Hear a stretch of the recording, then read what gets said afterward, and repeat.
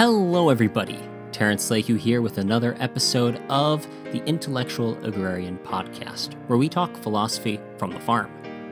Today is My Father's World, a collection of stories from my own agricultural experiences, and when I run out of those, perhaps the agricultural experiences of others. Today's episode is entitled Jungle Man.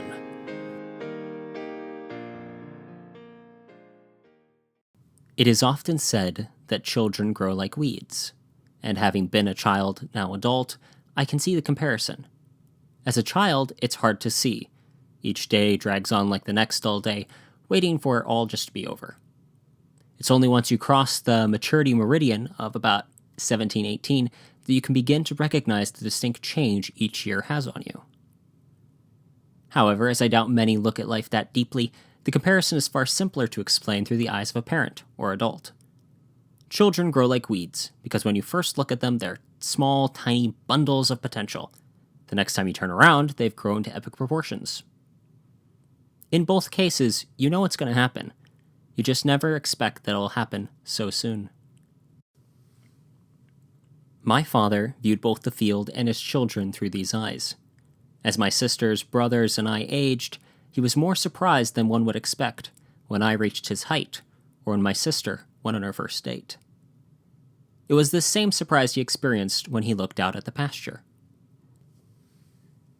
It had been less than a year since the pasture of the time had been turned back into pasture after years of conventional row cropping, and the grass had made better progress than expected in reclaiming the soil surface for itself.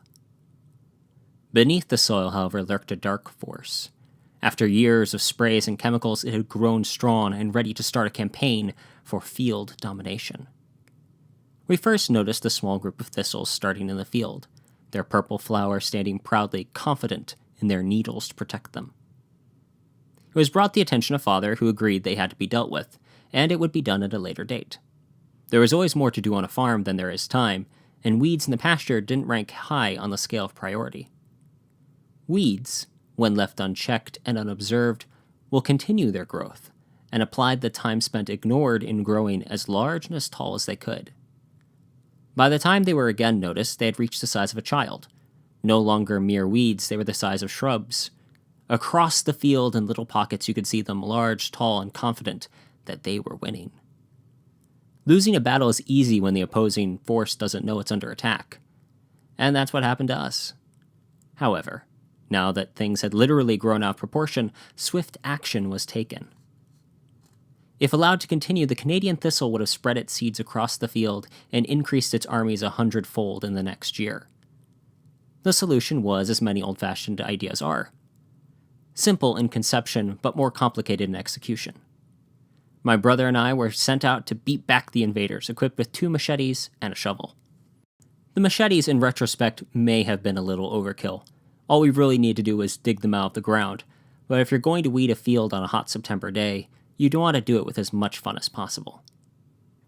I'd like to say we made an adventure of it, imagining we weren't mere farm boys weeding a pasture, but explorers in the wild jungle, fighting through the brush to discover an ancient civilization and archaeological treasure. The thistles were merely an impediment to our destiny. That, however, would be polite fiction for adults. In reality, we bickered and complained, whined about who did what and when, then came close to beating each other with the severed weeds. The truth rarely sounds as good as the fiction, and it was the same in this case. Farming doesn't always hold picturesque stories of jolly hobbits merrily going about their work. The truth is far less fanciful, but it is more rewarding. It took over a day, and several band-aids, but the field was cleared of the infestation. The collected cuttings of the weeds were spread upon a bonfire and lit ablaze to go to their heaven, the Valhalla of all fallen weeds.